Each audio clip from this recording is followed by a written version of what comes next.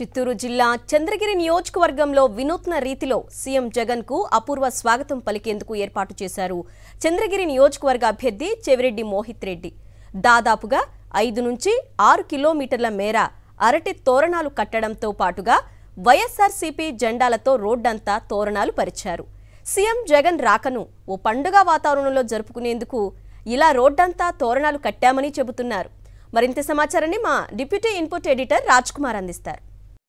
YS Jaganmohan రెడ్డికి తిరుపతి ఉమ్మడి జిల్లాలో భారీ స్థాయిలో రెస్పాన్స్ వస్తుంది. సో ఎప్పుడైతే ఈ బస్సు యాత్రకు సంబంధించి మేమైతే సిద్ధం యాత్ర స్టార్ట్ అయిందో అక్కడి నుంచి అడుగడుగున జన నీరాజనం అనేది మనకు చాలా స్పష్టంగా కనబడుతోంది. ఎక్కడ చూసినా ఎంత ఎండలున్నా సరే చిన్నపిల్లలు, వృద్ధులు అందరూ కూడా ఆయన్ను చూడాలి, ఆయన్ను కలుసుకోవాలనేటువంటి దాంతో వస్తున్నారు.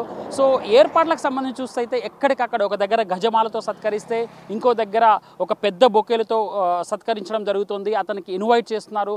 చాలా ప్లేసుల్లో ఒకవైపు ఎర్రటి ఎండలు ఉన్నా సరే పూల వర్షం కురిపిస్తున్నటువంటి దృశ్యాలు మనం చాలా చూసాం. బట్ చంద్రగిరి నియోజకవర్గంలోకి వచ్చేసరికి కాస్త స్పెషల్గా ఉంది. ఇప్పుడు మనం చూస్తున్నటువంటి ఈ జెండాలన్నీ కూడా అంటే తిరుపతి అనగానే చాలా ట్రెడిషనల్ ప్రాంతం కాబట్టి సో వైఎస్ జగన్మోహన్ రెడ్డికి సంబంధించి పూర్తి స్థాయిలో ట్రెడిషనల్గా ఇన్వైట్ చేయాలనేటువంటి ఉద్దేశంతో ఇక్కడ చంద్రగిరి నియోజకవర్గ అభ్యర్థి మోతే అతను పూర్తి స్థాయిలో ఏర్పాటు చేయడం జరిగింది.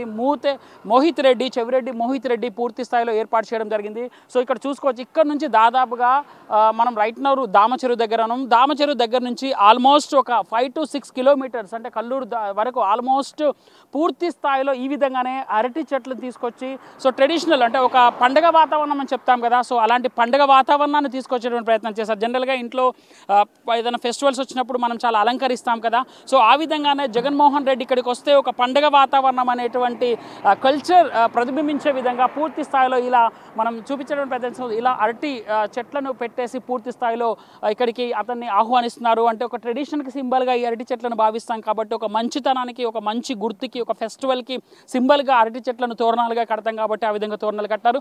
ఇంకోవైపు పార్టీకి సంబంధించినటువంటి తోరణాలు మొత్తం ఈ విధంగానే ఆల్మోస్ట్ 5 to 6 కిలోమీటర్స్ మేర పూర్తి స్థాయిలో ఈ విధంగానే పూర్తిగా తోరణాలు కట్టడం జరిగింది. సో ఇవాళ కూడా ఇప్పటికే యాత్ర ప్రారంభమైంది, బస్సు యాత్ర. సో అడుగడుగున ప్రజలు జన నీరాజనాలు పలుకుతున్నారు. సో చూసుకోవచ్చు, మొత్తం పూర్తి స్థాయిలో 5 నుంచి 6 కిలోమీటర్ల మేర ఈ విధంగానే పూర్తిగా తోరణాలతో